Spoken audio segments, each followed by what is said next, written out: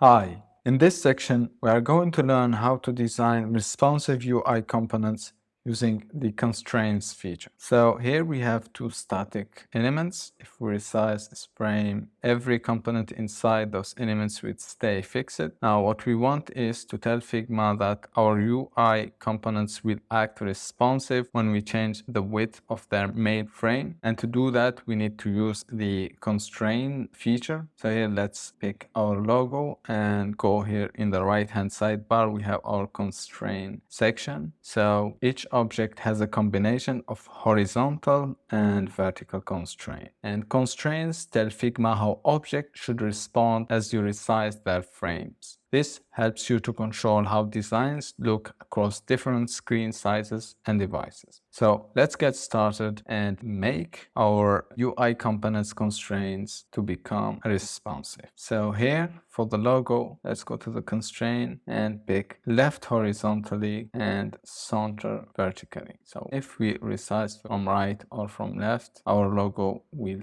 stay in the left side. Now for our menu, we want it to stay horizontally to the right and vertically to the center. So if we size it, it will act like our logo vertically. And if we change the width, our menu will stay fixed to the right. Next, for our search input, we want it to grow or shrink. So here in the horizontal constraint, we set it to left and right, and for the vertical, top and bottom. So it will act like elastic or responsive, and if we change it vertically, it will grow or shrink. Now let's do that for our product card. Let's pick our image and let's set its constraints or horizontal constraint to left and right. Now if we change its container, the image will grow and shrink. All right, that was all about the constraint feature. I will see you in the next lesson.